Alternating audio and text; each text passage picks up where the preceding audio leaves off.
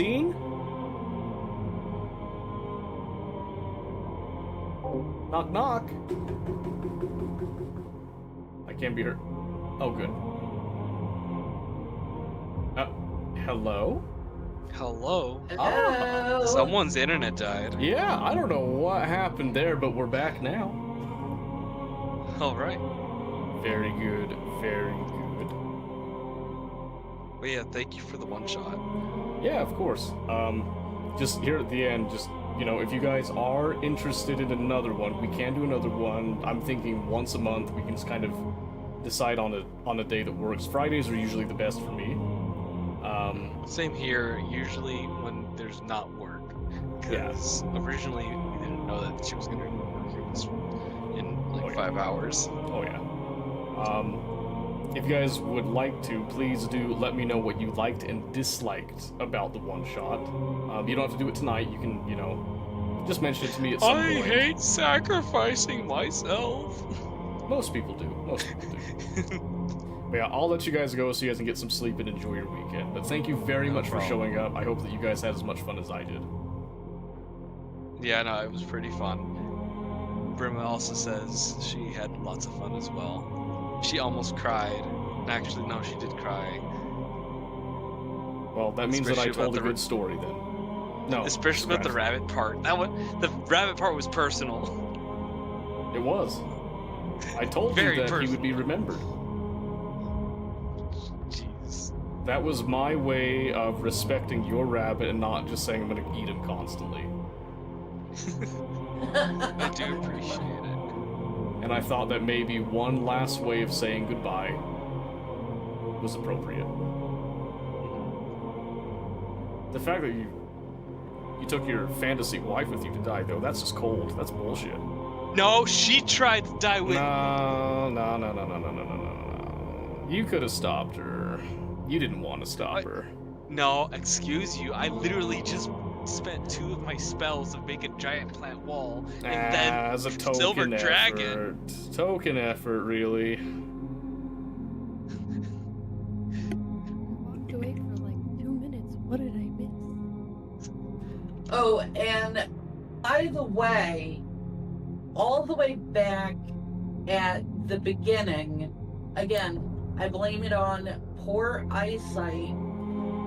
I actually thought it was Tia that was joining us tonight.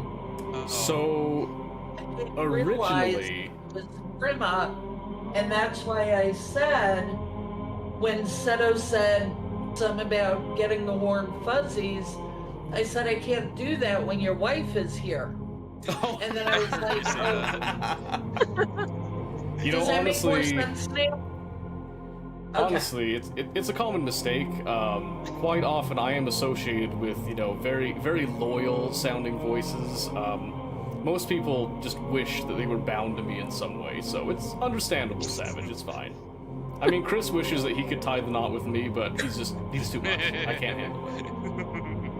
Well, and that's why I said, no, we're all family. We share everything. So, you know, it's all good. Yeah, so originally she was going to come tonight, but I was talking to her yesterday, and she's been sick for like 2 weeks. She's pregnant, and today she had to go up north. It's about an hour-and-a-half drive to work, and then an hour-and-a-half back, which is, it's not a bad drive, but where she's already feeling bleh, and she had to stay a little bit later talking to people, so she ended up coming. She walked in the door like 6:45, and I was like, just to confirm, you're not interested in playing tonight? She said, I would love to, but no. And I said, that's fine. Baby had other plans. Yeah, but it was all good. She'll probably jump in on the next one. So if we were to do another one shot, let's say in another month or whatever, would I continue playing Hazel? If you would like to. Hazel did survive this one shot. That is a character you have on hand, and you can continue that character's story in another one shot. There's no reason you can't. You could also try a different character, keep that one, you know, on paper in a folder with like a list of other characters that you have. But I Apparently always there's suggest, also a multiverse. yeah, well, I also suggest if you have a character that dies in a one-shot, just accept that they died, let that be the end of their story. Let it go. Mm-hmm. Let it go. Because, as we showed here, sometimes death and tragedy tell a much better story than if everyone just got out of it willy-nilly. Because if you all got out of that crazy situation and it was just like everything was handed to you, it wouldn't have felt good, right? It even brought You a had to tear to earn my it. eye. Exactly. So having that choice that you all could have lived, but then there might have been consequences for that that would have been described to you in story format, of course. Or you could have chosen to prevent the situation that you knew was happening. And the whole point of the apparitions was not to force you to do anything, but to show you visually that there was an active choice. Got it. Does that make sense? Am I allowed to ask about, because are you planning on using this one shot again, or? I So mean, I want to ask maybe. him But what do you want to ask? Go ahead. the potion. The green. potion. Yes. Oh yeah! The potion that you guys never used. I was wanting to figure out what it was, and at one point I was going to drink it as I lunged head first into something, but then I got distracted by other things. I swore that stuff off after the green rock made me sick. I'll tell you this. The green liquid is very much a byproduct of the green stone that was down there. However, the green liquid would have had a much more immediate effect than that green stone had. The green stone was starting to have an effect. You stopped it before it took the full effect. The liquid would have been a nearly instantaneous and stronger effect of what was actually going to happen. So if he didn't stop me from eating the rock, he hadn't made me upchuck the stone, would I have died? then No, and there? but something really crazy would have happened, yes. And I mean really crazy. Uh-oh. Not necessarily Turn a into one of the detriment, crazy but you monsters? might not have been happy with the result. I can say that much. Oh boy. Because again, if I do use this again, I don't want to give spoilers for it and stuff, especially if the same players want to try the same one-shot again. Because you can do that. I do allow that. I have a couple one-shots that I let people do repeats of to try different routes. But I always kind of shuffle it a little bit. Especially since you have that lovely little multiverse aspect that you've already built into it. Exactly. So it all fits in nicely where I can have the same situation, but there might be different people with different personalities. Meaning the situation will pan out a little differently depending on who's interacting with who. Equipment might be different too. This one, there was a rune powder bomb set up on a wagon. Another one, there might be a completely different way of solving the problem. In another universe, that battle wizard might actually be friendly. Very few of those, but there's one of those out there, I'm sure. Instead of being utterly prejudiced. And instead of being an asshole, you can just say it right now. You can just say it. It's He fair. was a dick.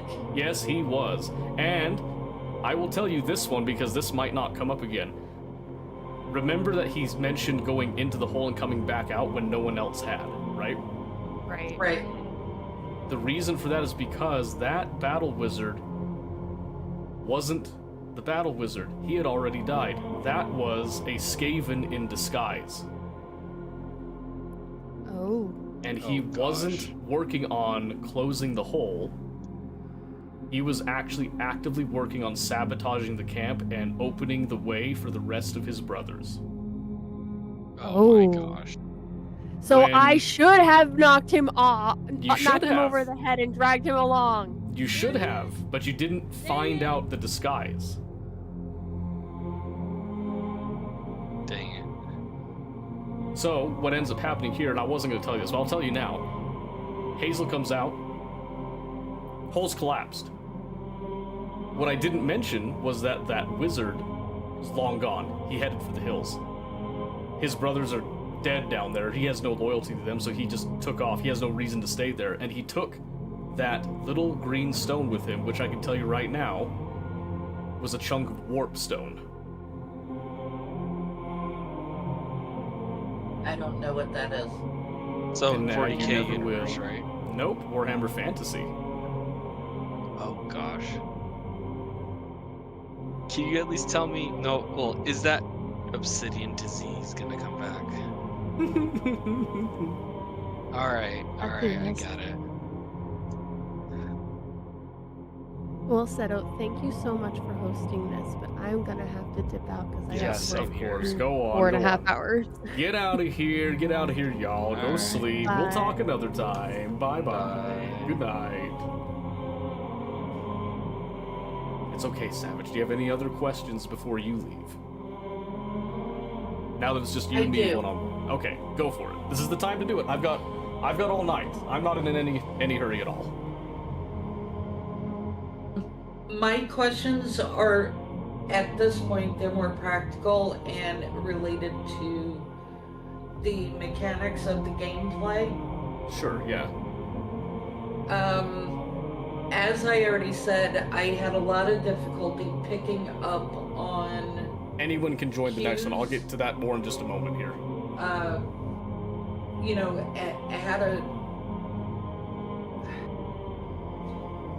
how to ask to roll without asking, or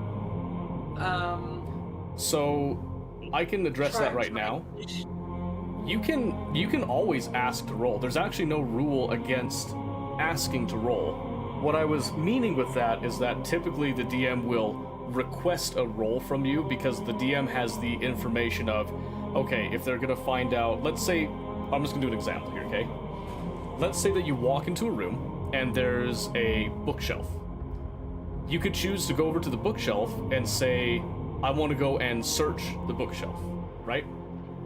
If you say that, then I might have not thought of that bookshelf, and I'll say, okay, in order to successfully find something of value, I will arbitrarily come up with a perception roll at a difficulty level that I state in the moment. So I'll say something like a 13. But if you walk up and say, hey, I would like to look at this bookshelf and find something, may I use an investigation roll for that? I, as the TM, will say, ooh, actually, maybe you could use an investigation. And then maybe because you have that train of thought there, I will then add something there that I wasn't going to add before. And it might change the story a little bit from what I had originally planned, but I can't plan for everything, so I have to leave a little bit of open-endedness and be adaptable that way. Does that make sense? it makes perfect sense. Okay. But those are things that, if I'm going to continue to pursue this, I need to learn how to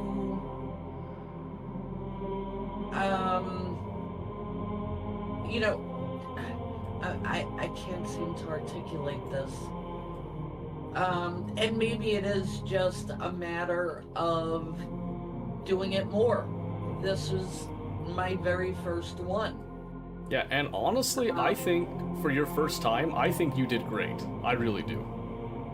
Well, thank you for that. I didn't think I did all that great. No, you did good. You did a lot better than most people do. A lot of people tend to get kind of locked up, or they can't really step into character, but you were actively saying, hey, what would my character do? Not what would I do? Because you didn't say at the end there, like you were locked up as a person, and that's totally fine, but then you were also locked up on what the character would do, which is a good thing to be, because it means you're actually thinking about, if I were, Hazel in this situation, what would I do? Would I have the loyalty and the, camaraderie to stay with them and sacrifice myself? Or do I not know them well enough? Or do I think maybe one of us at least should get out in order to tell people what happened, in case something goes wrong? Or a multitude of other reasonings with it. Right. No, I mean, all in all,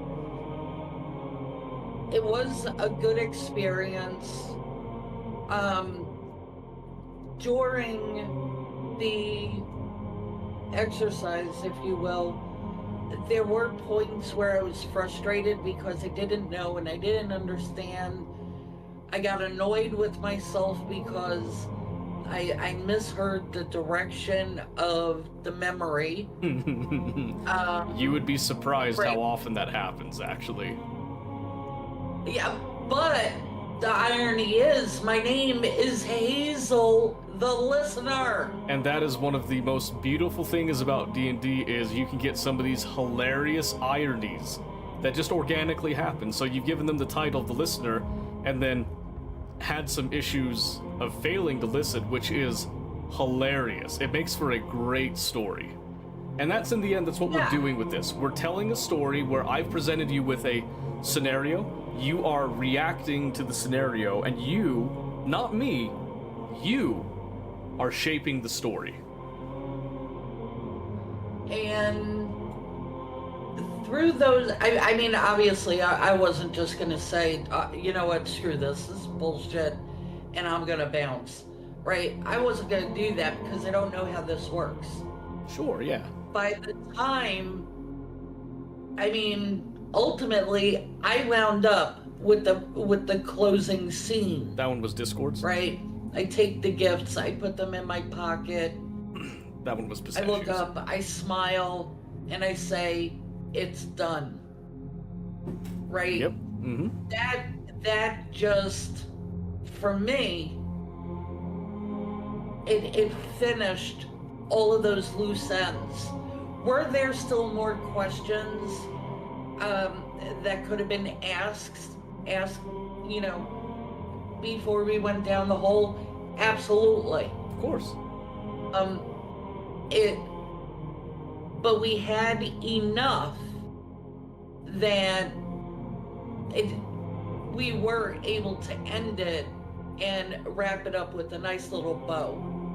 So I think it was successful, and that's why, you know, when you say you think you guys would want to do it again, absolutely. Color me there. Oh, good. That's what I like to hear. So, the other practical question, Yes. when it comes to the mechanics of the game, right? Like, I'm clueless Savage was about granted these the dice, and I closing scene realize, to the one shot. you know, you guys are gonna say, oh, just roll the, you know, D20 or, you know, whatever. Where do you have recommendations for resources, either online or in print, where, number one, I can learn about the spells that I put on my sheet,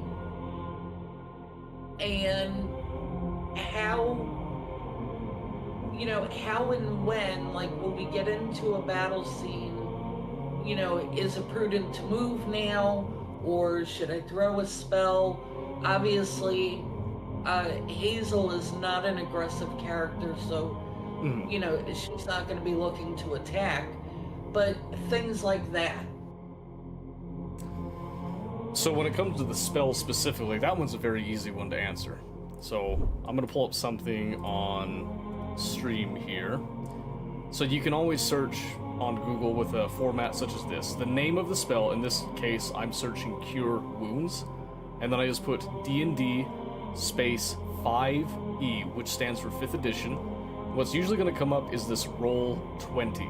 Not always, sometimes there'll be some other ones, but as long as you put in that 5th edition, you'll get a pretty comprehensive list. When you click on this will actually take you to that spell page specifically, and then you can read the attributes right there. Learning how to read this quickly will take a little bit of time. The most important thing is that you look at the casting time, which it'll tell you if it's an action or a bonus action, which is very important. It'll then tell you in the target a creature you touch, or it'll tell you a range. Then it describes what happens.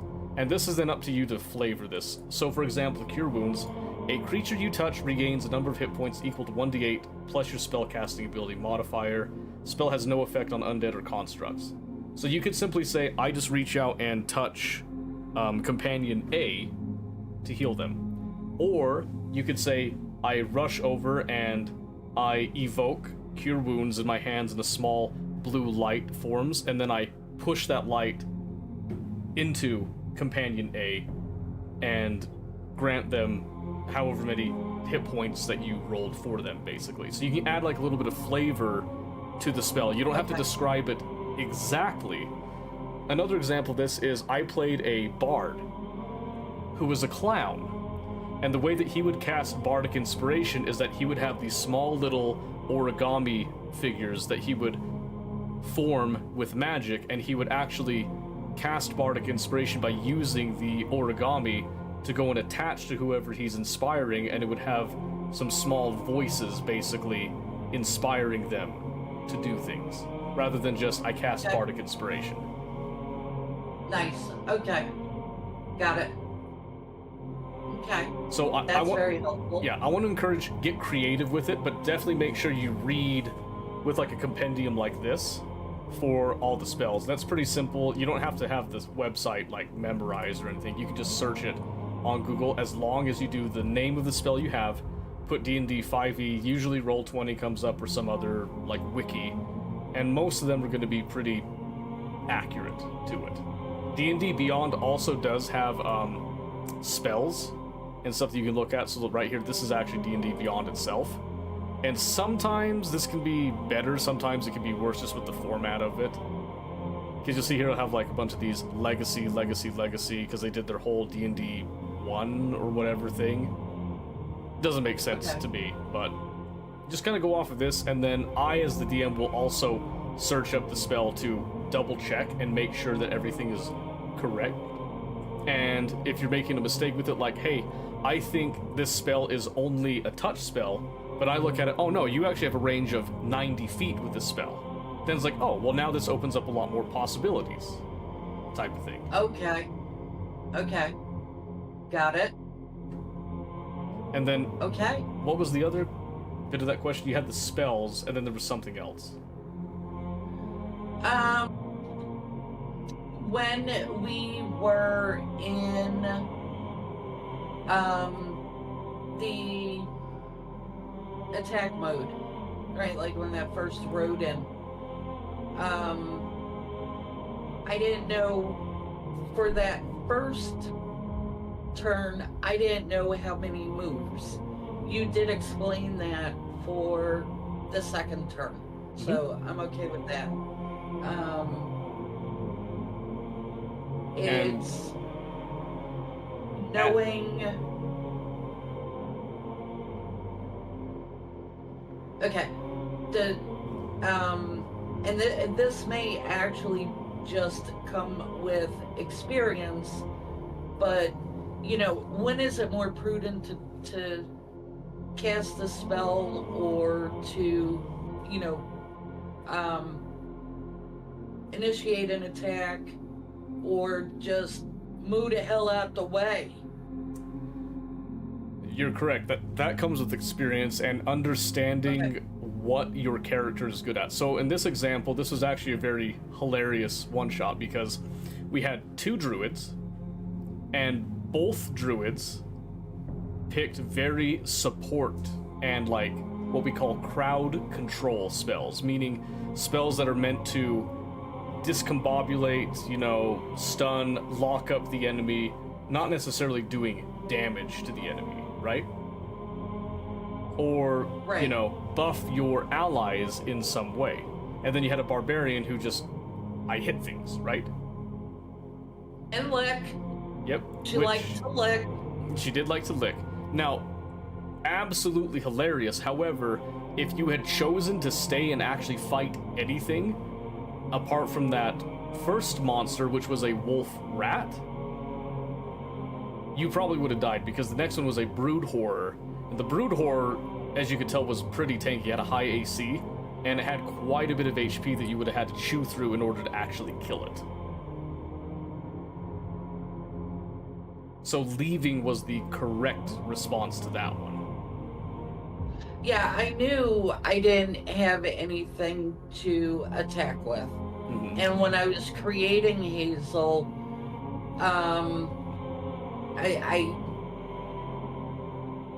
hesitate to use the word deliberate, but it was a conscious decision to go that route. Well, sure, yeah. And that's a good thing. And I just read a couple of comments over here. Famous just brought up that sometimes rule of cool can let you change how things work depending on reasoning. So what he means by that is that it is up to the DM to actually determine the rules. So as the DM, and if you ever DM, you can do the same thing. You can go by the book and take every rule absolutely literally, or you can actually choose to alter the rules for your campaign in some instances. So for example, when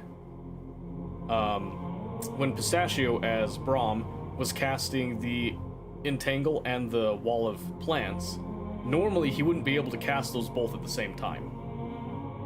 But because it was an emotional situation and I could see what he was attempting to do in order to block the way, I didn't say anything, I allowed it to happen. It was at your discretion. It was at my discretion. I could rule lawyer him and say, hey, you can only cast one of those, and then, Kithri would then have time to do something before you cast the next one. Or I could let it happen, let the weight of the situation kind of set in as he's kind of preparing to, have that moment of, well, we're gonna do this, and then he pushes her through. Yeah, allow that tension Exactly, and desperation to build. Yeah. Yeah, so my job makes as the DM is not to force the story in any direction. My job as the DM is to provide the environment or the sandbox in which you as the players will interact in, and then you as the players decide the story. Because I wasn't going to force all of you to die unless you all made a really poor decision that got you killed. But I did guide you in a direction that went where I was kind of hoping the story would go, which was beautiful. It worked out marvelously, where there was the three of you, and one of you was dead set on, well, I have to go and do this. One of you was, oh, maybe I don't want to die for this. And then the middle one was like, well, I don't want to die, but I'm also not going to leave him behind. So it was a very fun dynamic that way. I know how selfish it's gonna sound, but I think it, I agree with you. I think it worked out the way that it needed to.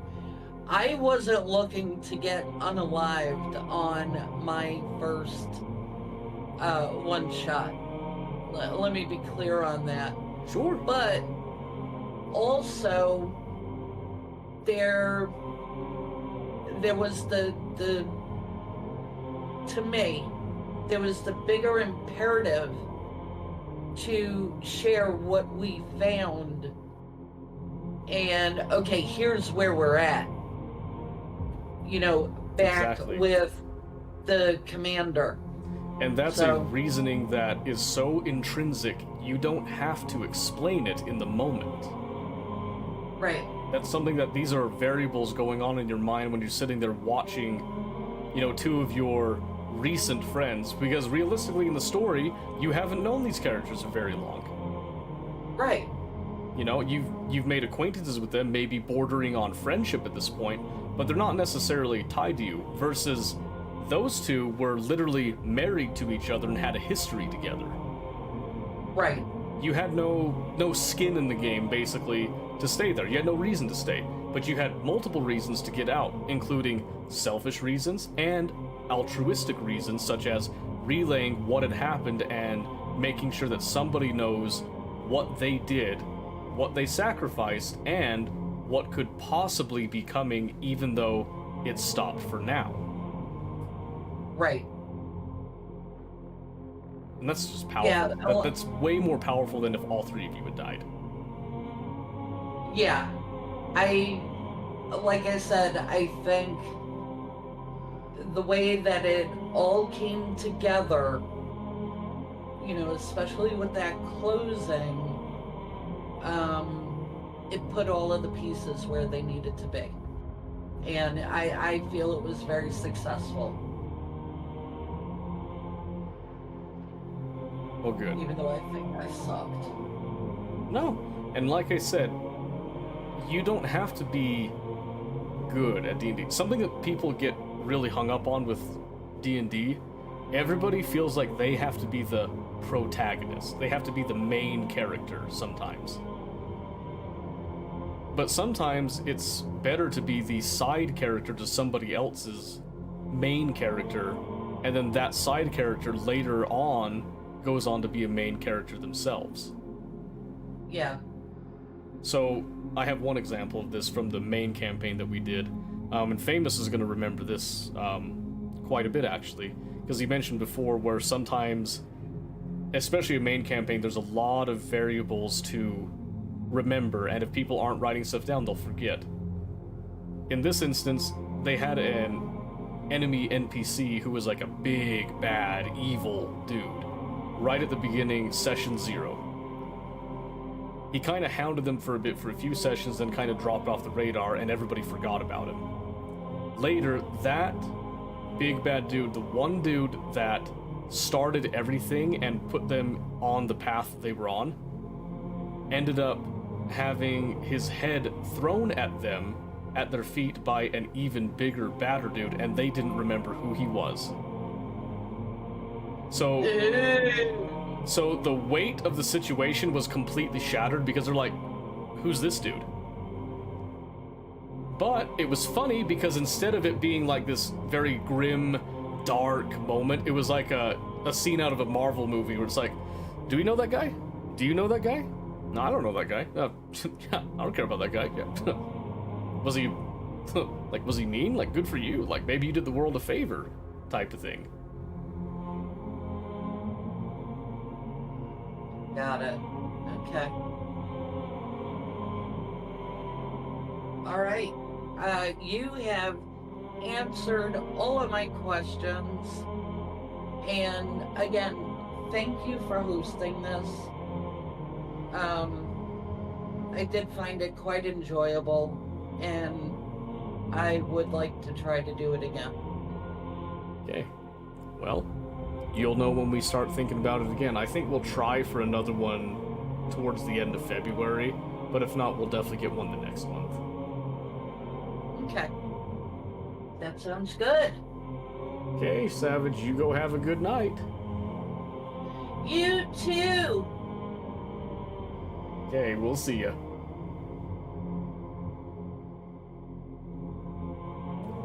Oh, I think Savage knows everyone's in the Discord. She can read everything that you've got right here. Well, ladies and gentlemen, those of you that are still remaining after all that time and after the rapid disconnect there, apologies for that. I have no clue what happened. Thank you so much for being here. These are the kind of moments that do mean a lot to me. DM didn't say it's not real, like paperwork. Exactly. It's true. It's true. I did work very hard on this one shot. I made this one specifically as, for the context of this one, I had a different plan for this one shot leading up to today. Until last weekend when Noble Pistachio mentioned to me that their rabbit, their friend, had passed. And normally, that's not something that I would necessarily care about because I don't know the rabbit. But I know Pistachio, and I know that that was important to him. And I had the thought, because he was playing as a druid, what would be a great way to tie in something that would emotionally grab him that wouldn't be, like, stretching too far? Hence came the rabbit. I coerced him into sending me a picture of his rabbit so that I knew exactly what his rabbit looked like. White fur, black ears, and black fur around the eyes. Which you guys might have noticed is exactly what that rabbit in the tunnel, looked like.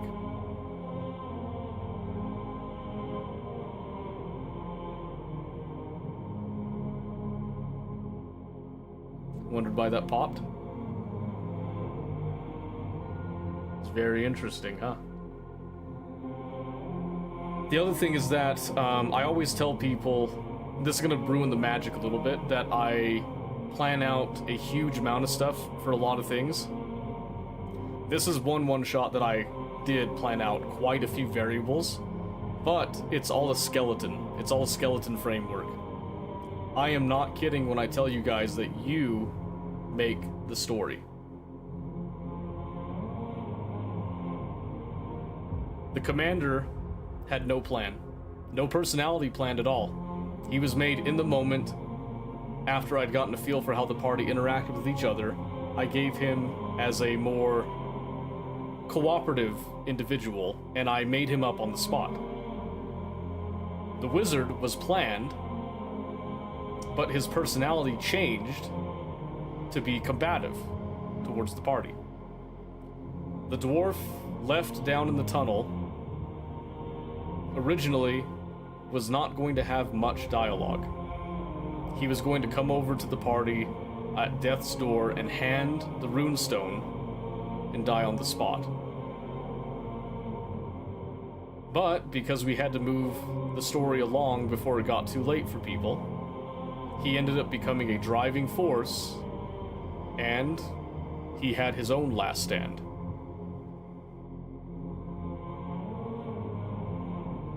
And finally, there was an interaction with a certain NPC that never happened because of time. Playing 3D chess while we're playing checkers. The funny thing about this is that this gives the illusion that I'm incredibly intelligent. Makes you guys think that there's a lot going on in the background, but in reality, a lot of it is up to chance. And you guys shape the story. And that's something that I focus on very heavily when I design these things. I want you to decide the story, give or take a little bit on, you know, an unlucky dice roll or two. So, yeah. I really hope that you guys enjoyed that. And I hope that you guys want more of that. If you would like more of that, please do let me know. Make sure to show support for it. Because the more support I get for it, the more motivated I am to do events like these, and to do them more frequently so that more people have a chance to do it. Reckon anyone others than a has-been D&D? No. I mean, probably. And I'd be more than happy to run one. I'll do themed one-shots and stuff, like it's nobody's business. Yeah, D&D's like Rule 34. That's actually, as hilarious as a description is, it's actually very accurate too. Because D&D is so open-ended and so reliant on the imagination, if you can think of it, you can run a D&D session of that. Love to join the next one? Okay. Well, it is the end of the month here. We're gonna see if we can get some time towards the end of February to run the next one. So I'm thinking either the 20th or the 27th. I've got to look and see what all might be going on my end, but we'll see. Would you be open to other systems? Really want to find a group to try Candela? Yeah, I'd be open to other systems. I'll probably use the system and put it in my own world, of course, because I just like having creative freedom with that stuff, but I'd be open to trying systems. I think other systems are really fun. I've got a couple books that I want to try. I actually have a Warhammer Fantasy role-playing rule book that I have yet to use. So, but I think D&D is the most common one that there's a lot of resources for people to go and look at when they're brand new to something like this. So that's why we choose D&D specifically. Pathfinder is another one that's, you know, D&D adjacent, has some simpler things, some more intense things and all that, yada yada yada. So it's one of the few critical roles I really power through the content. Really? Just because you like it so much? An amazing DM, by the way. Oh, well, I don't know if I'd call my DMing amazing. It's unique and it's different. I have a different take on DMing than other people, I suppose. So I hope that translates into something that's intriguing and fun to watch. And it seems like it's, you know, it's going pretty well with that, so I'm happy about that. I'll take that. I think that's all I got tonight, guys. I was thinking on staying up a little bit after the one-shot to do a couple things, but honestly, we went like all the way to 1 in the morning local time here. I think we did everything that we set out to do, and I'm very grateful for everyone's participation to all the players here. Sorry about that? No, don't be sorry. Don't be sorry. That means that everyone was enjoying the time. No one was trying to rush through things. Everyone was invested in the story. Everyone was interested. That is the most important thing to me, is that I create an environment that you feel like you want to explore it. You want to ask questions. You want to go talk to this person over here. You know, oh, there's something interesting going over here. Maybe I want to find out more about the mural. You know, I want to find out more about that. What is this hallway that we're in? What is the material made out of? What happens if I do this? What happens if I do that? I want to encourage the curiosity. I want to encourage the imagination. Because to me, that's the most fun. And if I get to help tell a story that's tear-jerking and is emotional, great. If I get to tell a story about someone uploading their brain to a robotic skull and creating a miniature chaotic version of themselves that they now have to deal with and suffer like I suffered, then it's, you know, it's all good. Spent 5 sessions in a pyramid. It's supposed to take 1 at most. I had planned 2 sessions. One for the initial entry, figuring out a couple of the mechanics of the pyramid. The second one for finishing the pyramid and then exiting. But again, I pivoted. It took multiple sessions, and by the time you guys were out of that pyramid, events had moved forward. Time did not wait for you. And I thought that was really good, but the majority of people on that main campaign unfortunately stepped away before we ever finished that campaign. The only real original people, or people I consider original people, left are Famous and my wife. Nobody else liked it enough. So that's always been a very sore point for me, and it always makes me question whether or not I actually do a good job of DMing, because I've had so many players stop. So that's something that weighs on my mind. Chosen's coming for me. Well, he's coming for a lot of people. Oh, and then, I haven't had a lot of input yet on the Factorio tutorial that we did yet. Don't feel rushed on that one. It's longer than I thought it was going to be, I'll be honest with you. I was hoping to condense it more. So, you know, it is what it is. You're great DM, a bit envious of your players. Are you? Yeah, I don't think there's any comments on that video yet. There's been like 20 views on the video. Oh, hold on, I should show you guys right here. So yeah, 30 minutes was longer than I had originally planned on the video. I do apologize for that, by the way. So I've noticed that, like, you know, about the standard amount of people watched it. I'm assuming there's just not a lot of interest yet for this series. It's very new and all that, so we're gonna wait and see what happens. Maybe over the weekend we'll get a little bit more insight on video was good, not good, all that type of stuff, so we'll see. Break the video with timestamps and chapters, each sort of topic. Yeah, that makes sense. That makes sense. I'll have to do that over the weekend, I think, but I could definitely break it into chapters. Because there are some, like, fairly defined chapters, but a lot of it is actually very open-ended. There's a heavily edited, like, 5-6 minutes, and then the remaining 24 minutes is the actual gameplay, describing things, showing a couple things, and it's assuming absolute beginner as well. absolute beginner. So there's a lot of kind of slower parts, explaining a couple things. I actually had to cut out quite a bit of it because I was listening to myself and I thought, you dipshit, that didn't make any sense at all. I can't believe you are able to talk live about any of this bullshit. But I did end up condensing about 2.5 hours of gameplay down to that 24-minute range-ish. So yeah, I know the help of the SEO, but we'll get there. We'll get there. But yeah, I hope I do a good job DMing. It's actually I'll say it. This is stupid, but I'll say it. I have for years dreamed of DMing as like a hobby, a side job type of thing. You know, that you like make money with and all that, but I just don't see that happening, personally.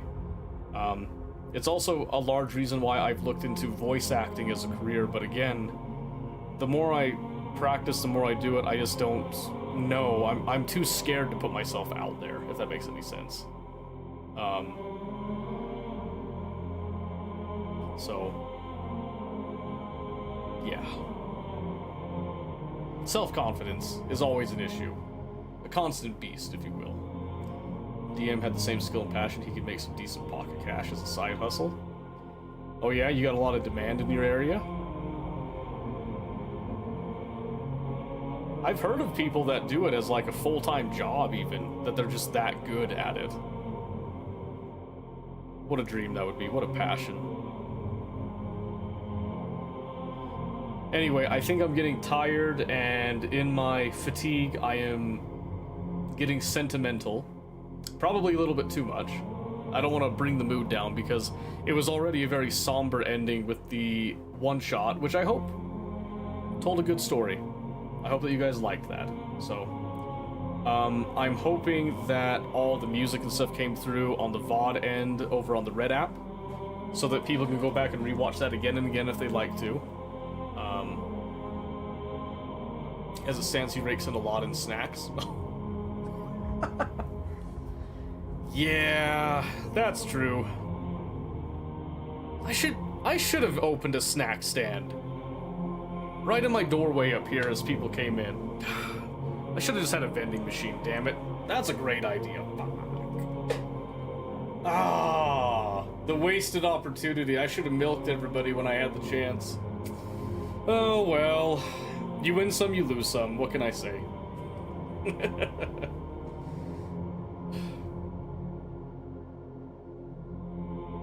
That's true. We did always make sure to have food. We would always do start the session. If there was like a slow cook thing, we'd have it like kind of on its way already. And then we'd take a break partway through the session to eat. Sometimes we eat like, you know, during it as well too, but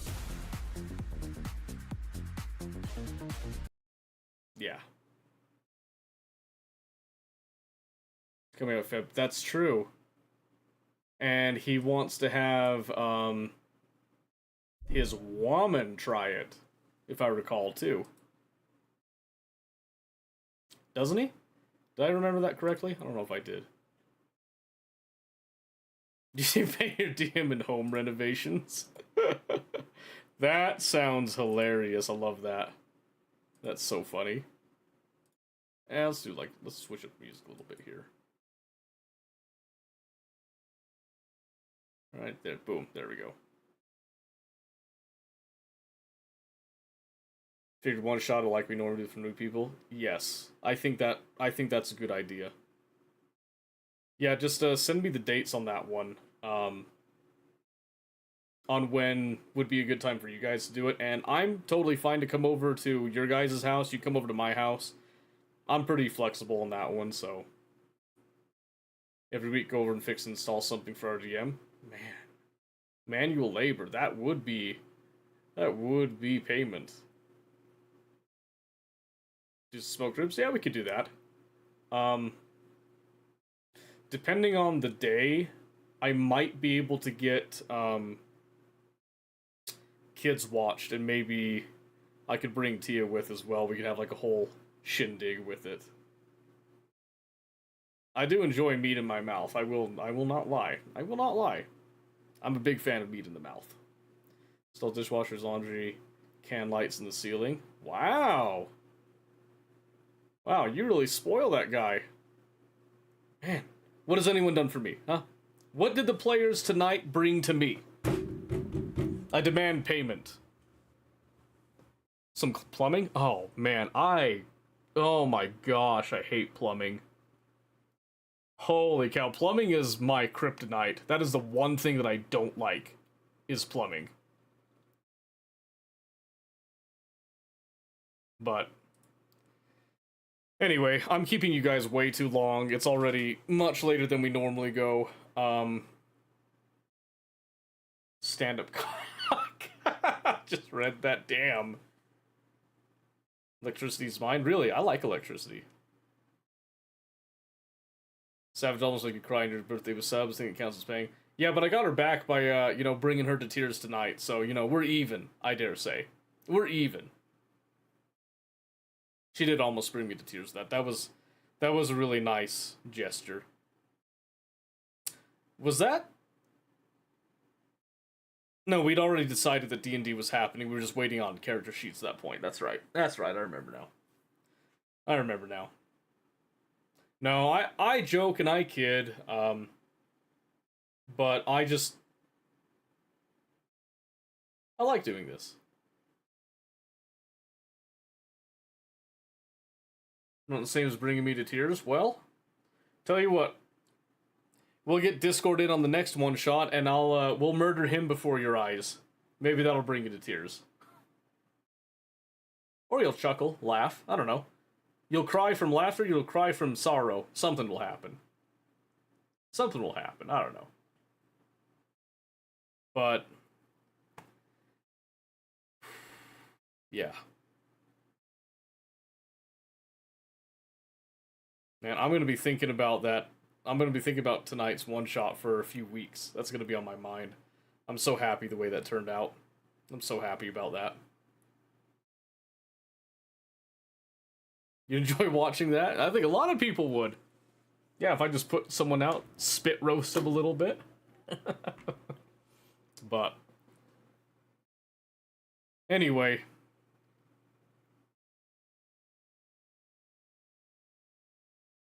I got nothing else. I hope you guys have a great night. Get on out of here. Enjoy your weekend. Forget about me. Go and enjoy. We'll catch you guys on Monday. We'll be back here same time as usual. Don't you even worry about it. I hope you guys have a great weekend. And if you're interested in that Factorio video, please go give it a look. Give me some feedback on it. The timestamp is a really good one already. I'll see if I can get some time to do that. But other than that, we got nothing. Nothing until Monday. So you guys have a great night, and we'll see you later. Bye-bye.